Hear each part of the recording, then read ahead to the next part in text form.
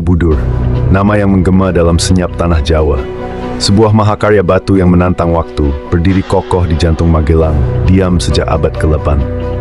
Tapi, benarkah Borobudur hanya sekadar candi?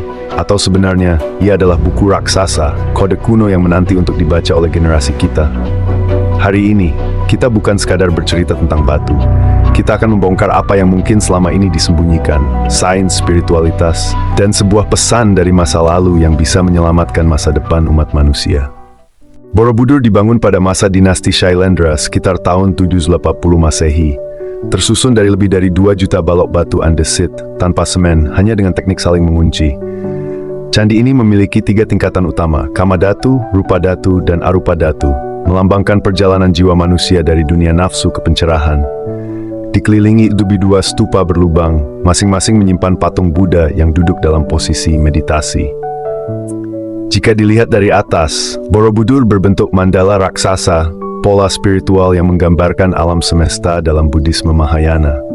Tapi semu baru permukaannya. Pernahkah Anda bertanya, mengapa Borobudur dibangun di tengah dataran, bukan di gunung seperti kebanyakan candi? Sains punya jawaban mengejutkan. Penelitian geologi menunjukkan wilayah sekitar Borobudur pernah menjadi danau purba. Borobudur secara mengejutkan berdiri di tengah pulau kecil di tengah danau.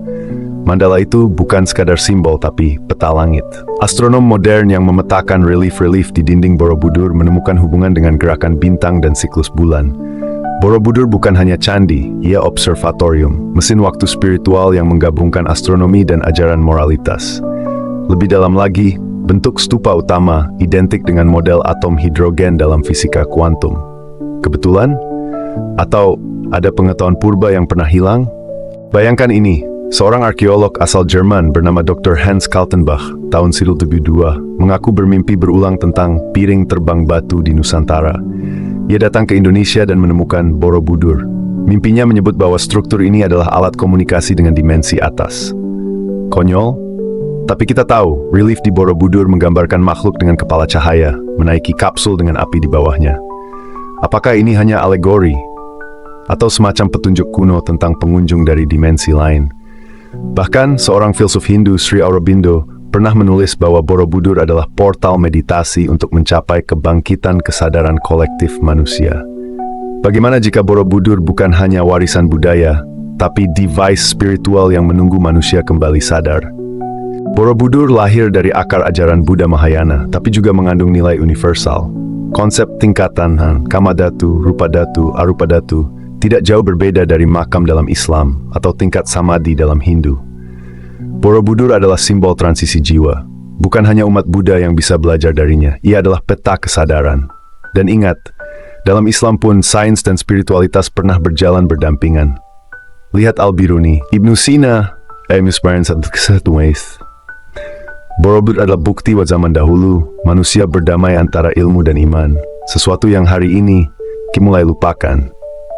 Borobudur bukan sekadar batu, ia adalah pesan.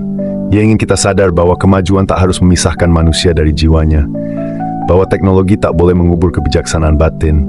Kita sudah terbang ke Mars tapi kehilangan arah ke dalam diri. Borobudur diam-diam mengingatkan, sebelum keluar angkasa, mari kembali ke dalam hati.